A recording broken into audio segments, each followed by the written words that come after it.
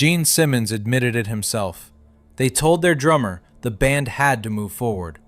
11 years, 7 platinum albums, and the guy who rebuilt Kiss from the ground up had no ownership, no partnership, and no vote on anything. Just a salary and a contract that handed everything he ever played to Gene and Paul, forever. What happened to him at the end, and what his family said to Gene and Paul's faces, is a story that's never been told the right way. Chapter 1. By the time Paul Caravello heard about the Kiss audition, he'd been grinding the Brooklyn and Queens club circuit for 15 years. 6 sets a night, 40 minutes on, 20 off, until 3 in the morning. $7 a night, nearly 30 years old. He just quit his last band and was repairing gas ranges across Brooklyn and Queens, which, if you've ever fixed a gas range, you know is just close enough to rock and roll to make you miserable. A friend told him Kiss was looking for a drummer. He bought a copy of Unmasked to find the management contact, sent his tape in a day after the deadline, in a bright orange envelope so it wouldn't get buried in the pile. A Kiss staffer noticed it. He got the call. When he walked into that audition room and saw Gene Simmons, Paul Stanley, and Ace Frehley without their makeup on, he asked them to sign his set list. Just in case, he never saw them again. He was the last drummer they auditioned. He was the one they picked. I found out by accident that Kiss was auditioning drummers. I didn't even know they were looking for a drummer. And I found out, and I called the office and I said, well, I want to audition for Kiss. What do I do? And they gave me the information that I should put together. And I sent in a promo package of myself. And they called me for an audition. And within 6 days of the time that I found out, I was in the band, Paul Stanley didn't even tell him directly, just said they had a show in 2 weeks. Paul Caravello became Eric Carr, and he had absolutely no idea what he just walked into. Chapter 2. On July 24th, 1980, one day before his first show, Eric signed his contract with the Kiss partnership.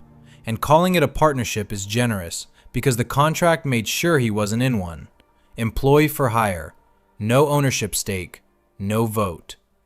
Every song he wrote, every note he recorded, every composition he contributed, transferred permanently to Kiss. Gene and Paul's company, their publishing firms, their pockets, forever. Eric's cut was 7 cents per copy. Here's what that actually meant. When the record sold, Gene and Paul built wealth. When the tour sold out, Gene and Paul built wealth. Eric got his check and went home. He had no more say in the direction of the band than any session guy they could have pulled off the street. Ace Frehley later said that without Eric as an equal partner, the band voted 2-1 on everything, and Eric never had a side. He signed it anyway, because 15 years of gas ranges and $7 nights will make any terms look good back then. Most of us would have signed it in crayon. Chapter 3. Kiss in 1980 was a band on life support. Their last album, Unmasked, was the first record they'd released since 1975 that didn't go platinum. They didn't even tour the United States for it. The makeup was starting to feel like a Halloween costume nobody asked for. The fans who'd packed arenas in 1977 were drifting. Gene and Paul needed someone to come in and make the band feel dangerous again. This is Gene Simmons of Kiss, and I'd like to introduce you to Paul Stanley of Kiss, who wants to introduce you to Ace Frehley of Kiss. What's the name of the new drummer? All right, I think his name is, his name is, Hey, oh, wait a minute, I remember. His name is Eric Carr, and he's incredible. Okay. Now get out of here. Eric did that.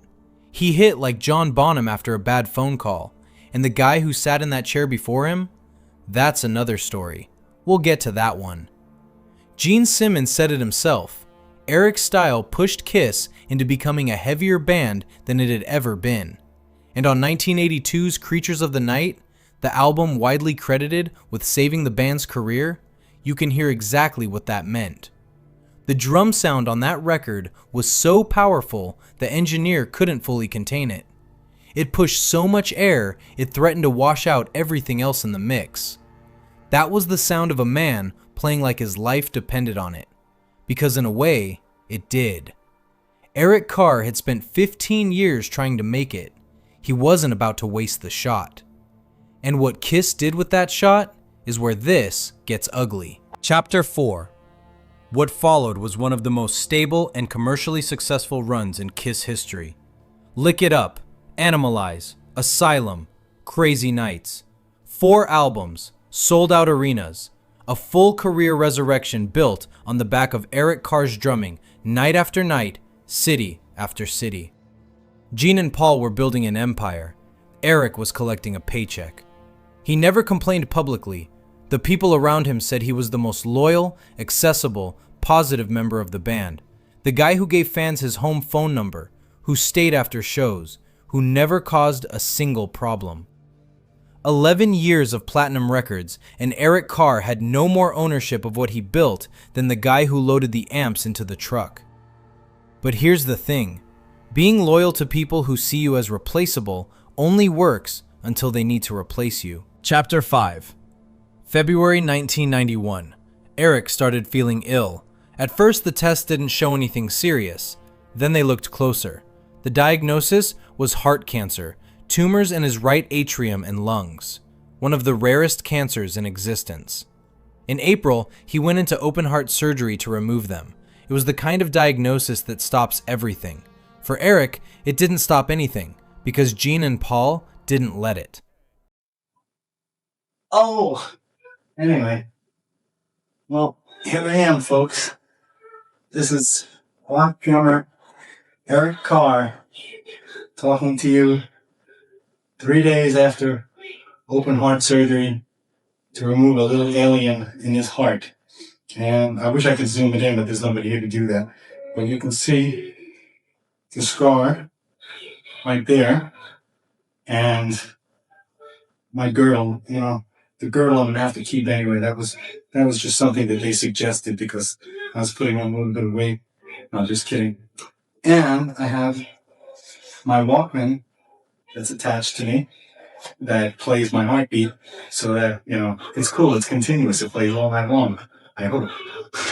And that's about it. So this is the way I look.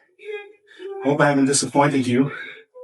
If anyone ever sees this tape, peace, love, and soul. No, rock on.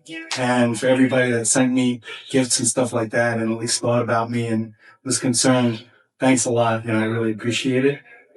And I'll be back to kick your asses again as soon as I can. I can't wait to get back and play drums, man. Soon after the diagnosis, while Eric was still in the hospital, Kiss brought in session drummer Eric Singer to begin recording their next album, Revenge. Eric Carr's girlfriend, Carrie Stevens, said the band pressured Eric to resign during his chemotherapy treatments. She watched them strip his identity away while he was still fighting for his life. Eric begged to come back. He told Gene and Paul he would recover, that he needed to be in the band, that Kiss was everything he had. They told him to focus on getting healthy. They told him the band had to move forward, and they kept recording. Paul Stanley later admitted they should have treated Eric more sensitively, that they didn't grasp the depth of what was happening, that Eric rightfully felt betrayed. That's as close to an apology as Eric Carr ever got, and it came years too late to matter. Chapter 6. By mid-1991, the doctors told Gene and Paul that Eric had 2 to 3 months to live. The band was preparing to shoot the music video for God Gave Rock and Roll to You Too. Eric heard about it and begged to be included. They said yes, not because it was the right thing to do, but because the doctors had just told them he was dying. He flew to Los Angeles for the shoot. His hair was gone from the chemotherapy. He was wearing a wig. Between takes, he stepped aside to take his pain medication. He was in agony for the entire shoot. But Eric Carr showed up anyway, in a wig, in pain, and gave everything he had left for a band that had already moved on without him. That's not loyalty. That's a man who had nothing else left to hold on to. His last public appearance with Kiss was at the MTV Video Music Awards in September 1991. A few weeks later, he suffered a brain aneurysm, then a hemorrhage. He never regained consciousness. Chapter 7. Eric Carr died on November 24th, 1991. He was 41 years old. He died on the same day as Freddie Mercury.